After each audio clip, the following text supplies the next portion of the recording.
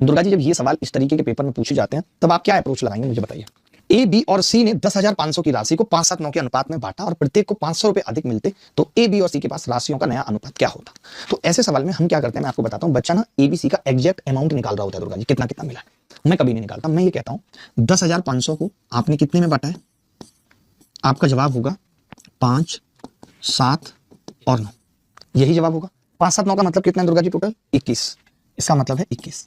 यानी हम ये कह सकते हैं कि 21 की वैल्यू 10,500 है, एक की वैल्यू 500 है, ये कह सकते हैं।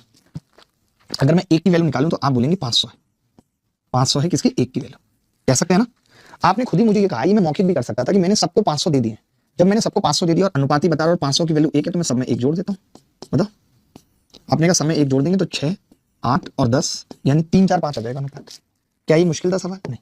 अगर आप भी 15 मिनट में 25 क्वेश्चन लगाना चाहते हैं तो अब आपको क्वेश्चन के लगाने के तरीके को चेंज करना पड़ेगा, नहीं तो अब आप हमेशा की तरह बस यही कहेंगे क्वेश्चन आ रहा था लेकिन मैं टाइम की वजह से मैं नहीं कर पाया। अब देखो, जब अगर आप इसमें पेन चलाएंगे ना, एक क्वेश्चन सिर्फ 2 सेकंड का, कैसे आप लगाओगे? जैसे अगर हम कहेंगे टोटल कितना है, आप कहोगे सर 10,500 रुपए है। अगर टोटल 10,500 रुपए है, अब प्रत्येक को 500 मिलेगा तो तीनों को 1500, तो 1500 दे दोगे तो टोटल कितना हो जाएगा, 12,000। आप कहोगे सर 12,000 है, तो बस आप देखो किससे कटता है, 5 और 9 3 12 इससे कटेगा, 6 5 11 7 18 इससे नहीं कटेगा, 7 5 12 9 21 इससे नहीं कटेगा, 11 9 20 27 इससे नहीं कटेगा, एक ही ऑप्शन है इसी से कटेगा, ऑप्शन नंबर 1 करेक्ट आंसर हो जाएगा। ऐसे आपको क्वेश्चन लगाना पड़ेगा। Okay, all the best.